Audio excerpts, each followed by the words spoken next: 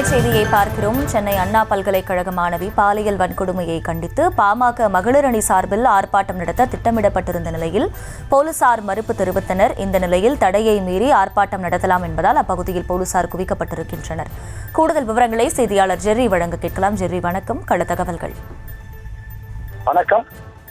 சமீபத்தில் அண்ணா பல்கலைக்கழகத்தில் மாணவி ஒருவர் பாலியல் துன்புறுத்தலுக்கு உள்ளாக்கப்பட்ட சம்பவம் தமிழ்நாடு முழுவதும் பெரும் அதிர்வலைகளை ஏற்படுத்தி இருக்கிறது. இது தொடர்பாக பல்வேறு கட்சிகள் போராட்டத்தை நடத்தி வருகின்றனர்.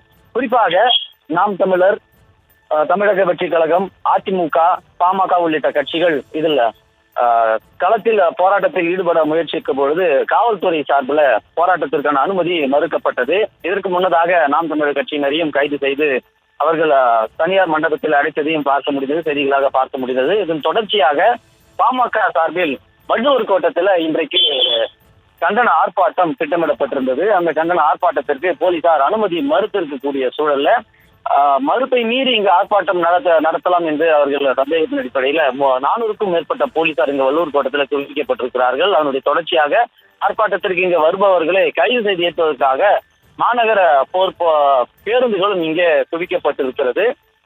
இதற்கு முன்னர் அதாவது 450 போலீசார் இங்கே திருவல்லிக்கேணி, கீழ்ப்பாக்கம் டிசி தலைமையில் இங்கே குவிக்கப்பட்டிருக்கிறார்கள். தொடர்ச்சியாக தமிழகம் முழுவதுமே யார் அந்த சார், அதாவது எஃப்ஐஆரிலே மாணவி குறிப்பிட்டிருந்தது போல பாலியல் துன்புறுத்தலுக்கு உள்ளாக்கப்படும் பொழுது குறிப்பிட்ட ஞானசேகரன் என்பவர் குறிப்பிட்ட சாரிடம் தொலைபேசியில் பேசியதாக புகார் அளித்திருந்தார். அந்த தொடர்ச்சியாக யார் இந்த சார் என்ற வசனத்தை இந்த பதாகையில ஏந்தி வந்து இங்கே போராட்டத்தில் ஈடுபட்டு வருவதும் இங்க குறிப்பிடத்தக்கது. அந்த வகையில பாமகவினுடைய சௌமியா அன்புமணி தலைமையில் இந்த மகளிர் அணி சார்பில் இந்த வள்ளுவர் கோட்டத்தில் ஆர்ப்பாட்டம் 10 மணிக்கு திட்டமிடப்பட்டிருந்தது. அந்த வகையில போலீசார் அனுமதி மறுத்திருக்கக்கூடிய சூழலில் 450 போலீசார் இங்கே குவிக்கப்பட்டிருக்கிறார்கள். விவரங்களுக்கு நன்றி ஜெர்ரி.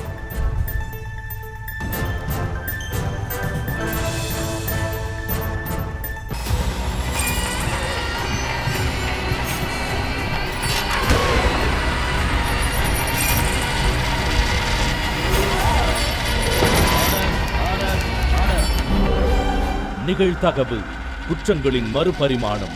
நாள்தோறும் இரவு 10 மணிக்கு இணைந்திருங்கள் நமது நியூஸ் தமிழ் தொலைக்காட்சியோடு.